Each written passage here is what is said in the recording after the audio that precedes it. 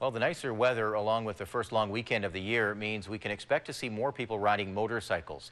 RCMP are asking both riders and drivers to respect each other and share the road.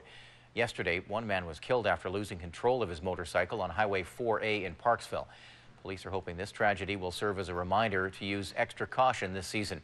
A News Mid-Island Bureau Chief Jonathan Bartlett joins us with more now on the story. Jonathan? Eric, there were lots of bikes on the road today, and why not? It was a perfect day for a ride. But drivers of other vehicles need to be aware, and the riders themselves have to assume they're invisible. The crash happened here at the intersection of Highway 4A and Fairdown Road in Parksville. At about 3 o'clock yesterday afternoon, police say a rider lost control of his bike as he made a left-hand turn onto the highway. A southbound car hit the motorcycle and rider. He was transported to the Nanaimo Regional General Hospital, where he died from his injuries.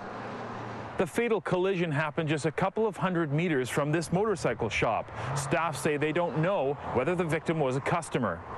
No one from Spunky's motorcycle shop would appear on camera today.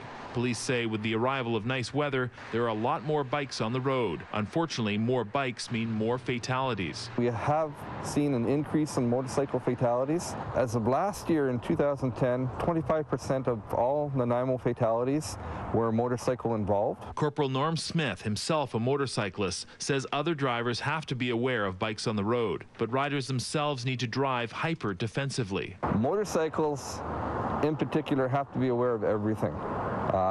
Because motorcycles aren't as big, they're not as visible. A lot of motorcycles are black or dark in color. People cannot see them at nighttime.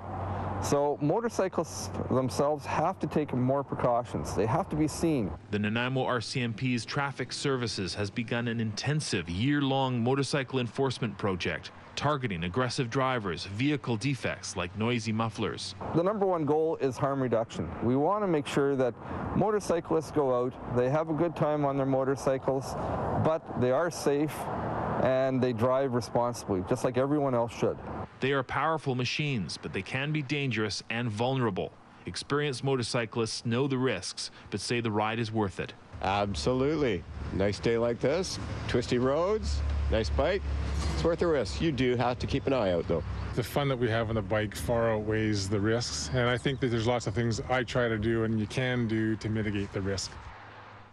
Oceanside RCMP has now officially identified the victim in that collision. 57-year-old Richard Toderean of Ladysmith died from his injuries at Nanaimo Regional General Hospital yesterday. The investigation on why he lost control of his bike is still ongoing. Eric? Jonathan Bartlett in Nanaimo. Thank you, Jonathan. Thank you.